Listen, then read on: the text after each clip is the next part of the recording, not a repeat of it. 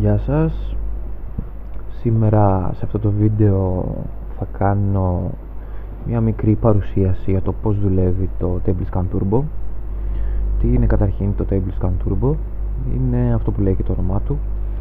Είναι ένα πρόγραμμα, μια εφαρμογή η οποία σκανάρει τα τραπέζια, τα υποψήφια τραπέζια που θέλουμε να παίξουμε, έτσι ώστε να μπορέσουμε να μπούμε, να τα αφήσουμε, είτε να μπούμε σε λίστα αναμονής στα πιο κερδοφόρα τραπέζια, γιατί στην ουσία αυτός είναι ο σκοπός μας στο πόκερ.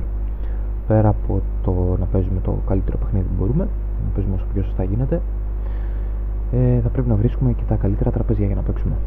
Λοιπόν, αρχικά έχω διαλέξει ένα stake. Έχω βάλει στο custom stakes range το stake 10-25, τον no limit 25, και έχω βάλει 6max. Λοιπόν, εδώ λοιπόν υπάρχει η λίστα με τα τραπέζια, τα έχω ταξινομήσει, είτε είναι γεμάτα είτε άδεια, δεν τα κρύβω. Έχω απενεργοποιημένο το hide full tables για να μου τα βρίσκει όλα. Τα έχω ταξινομήσει κατά όνομα από το α, από το A προς τα κάτω. Λοιπόν, έχω επιλέξει το πρώτο και πάμε στο TableScan Turbo. Λοιπόν, έχω φτιάξει κάποια φίλτρα εδώ. Όταν το κάνετε κατάσταση δεν θα υπάρχει κανένα εδώ, αν δεν απατώμε. Μπορείτε να πάτε Manage Filters και να φτιάξετε ένα στο Add New Filter και να πείτε, ας πούμε, ότι το καινούριο φίλτρο το ονομάζω No Limit 25 και θα ψάχνω 6max, ας πούμε το ονομάζω No Limit 25 6max, Limit No Limit, και από 1 μέχρι Expected, γιατί θα ψάχνουμε τα εξάρια, και του λέμε ότι αυτό ήταν το όνομα, του λέμε ότι θέλουμε και το stake αυτό, και πατάμε Save και αποθηκεύεται το φίλτρο όπως έχω αποθηκεύσει εγώ στα δεξιά που βλέπετε. Οπότε για να του πούμε σκάναρε αυτό το stake, πρέπει να κάνω tick, να επιλέξω λοιπόν το κουτάκι με το φίλτρο αυτό, και πατώντας λοιπόν scan, είτε perma-scan, η διαφορά των δύο είναι το εξής, ότι με το scan θα σκανάρει μία φορά. Με το perma-scan, μόλις τελειώσει το σκανάρισμα, μετά από κάποιο χρονικό διάστημα θα ξανακάνει άλλο ένα σκανάρισμα. Το χρονικό διάστημα ρυθμίζεται από τις ρυθμίσεις, από το κάπου στο configure, νομίζω configure perma-scan, εδώ πρέπει να είναι. Τέλος πάντων, δεν μας ενδιαφέρει προς το παρόν, θα κάνω ένα απλό σκανάρισμα και τα αποτελέσματα αρχίζουν και δείχνουν κάπως έτσι. Οι πληροφορίες που έχω για τους παίκτες, που αντλεί μάλλον το TableScan Turbo για τους παίκτες, βρίσκονται στην database, την οποία database την έχεις κάνει σύνδεση με το TableScan Turbo. Όταν κάνεις λοιπόν εγκατάσταση το TableScan Turbo, το συνδέεις και με την database που έχεις στο αντίστοιχο tracking software που χρησιμοποιείς, είτε αυτό είναι το Hold'em Manager είτε είναι το Poker Tracker. Εγώ για παράδειγμα χρησιμοποιώ το Poker Tracker 4. Θεωρώ πως αντίστοιχο μπορεί να αντίστοιχα γίνεται και με το Hold'em Manager, με τα Hold'em Manager. Λοιπόν, εδώ η μπάρα φορτώνει ακόμα, αυτό μας δείχνει ότι τα τραπέζια τα σκανάρει ακόμα, η διαδικασία του σκαναρίσματος είναι ανοιχτή, βρίσκεται σε πρόοδο. Στα tables βλέπουμε πόσες τραπέζια έχει σκανάρει μέχρι τώρα. Μέχρι τώρα έχει σκανάρει 75 τραπέζια. Η ταχύτητά του είναι σχετικά γρήγορη. Άλλο ένα scan software έχω χρησιμοποιήσει μέχρι τώρα. Αυτό που είχε από μόνο του μέσα το Poker Tracker, και αν θυμάμαι καλά είχε και μια μηνιαία συνδρομή, σε αντίθεση με το TableScan Turbo που το αγοράζεις μια φορά. Για περισσότερες πληροφορίες για την τιμή, δεν θυμάμαι τώρα απ' έξω, μπορείτε να επισκεφτείτε το site του TableScan Turbo. Ανάλογα με τα stake που το αγοράζεις είναι και διαφορετική τιμή. Μέχρι κάποιο όριο είναι ένα ποσό, μέχρι κάποιο άλλο είναι μεγαλύτερο ποσό, και για να έχεις απεριόριστο είναι το maximum, ας πούμε, το πιο ακριβό πακέτο.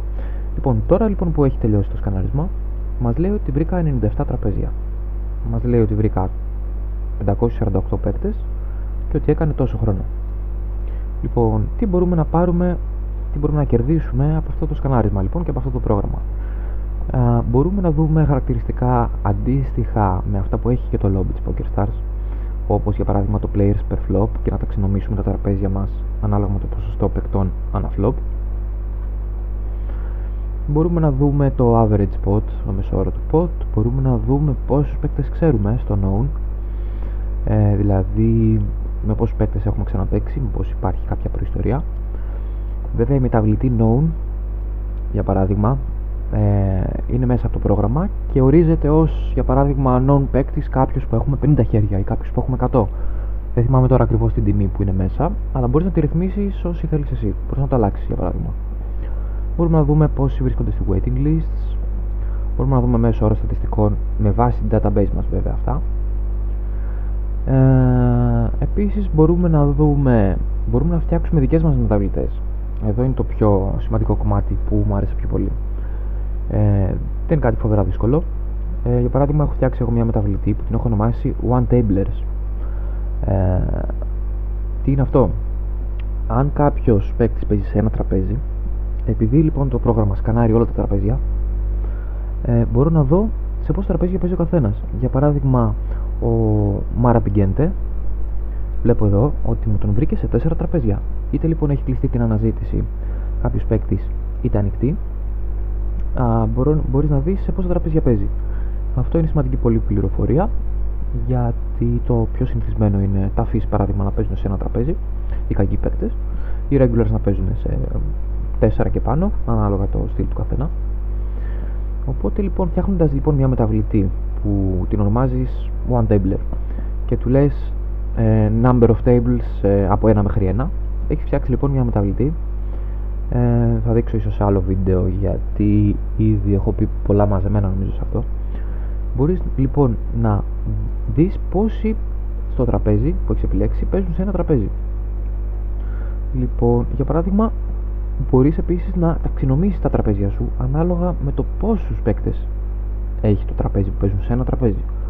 Για παράδειγμα, υπάρχει αυτή τη στιγμή ένα τραπέζι, βέβαια όχι άδικα, έχει 15 παίκτες σε αναμονή. Υπάρχει λοιπόν ένα τραπέζι που έχει 4 παίκτες που παίζουν σε ένα τραπέζι, το οποίο λέγεται Seratan. Κάνοντας λοιπόν διπλό κλικ στο πρόγραμμα, μπορεί να σου ανοίγει αυτόματα το τραπέζι. Εδώ λοιπόν μπορούμε να δούμε ότι αυτός είναι short, αυτός επίσης είναι short και Chrome Star.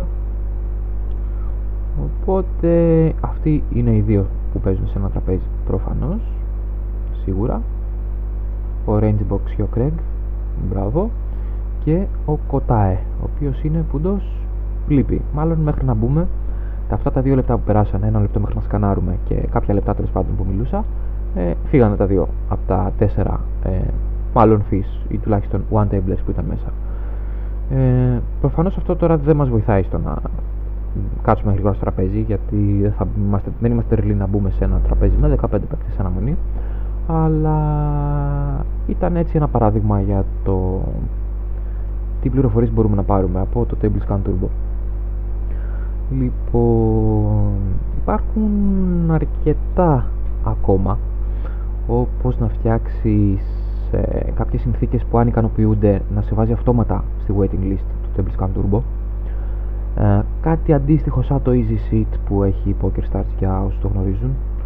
Αν βάλεις ας πούμε στο Easy Seat ότι θέλω να μου ανοίξει 6 τραπέζια με players per flop από 25 και πάνω, αρχίζει και στα ανοίγει αυτόματα όταν βρεθεί κάποιο που ικανοποιεί τις προϋποθέσεις. Αντίστοιχα λοιπόν λειτουργεί και το auto waiting list εδώ στο TableScan Turbo. Αυτά για την ώρα. Σίγουρα θα φτιάξω κι άλλο βίντεο, γιατί ήταν πολύ λίγα αυτά που κάλυψα σε αυτό.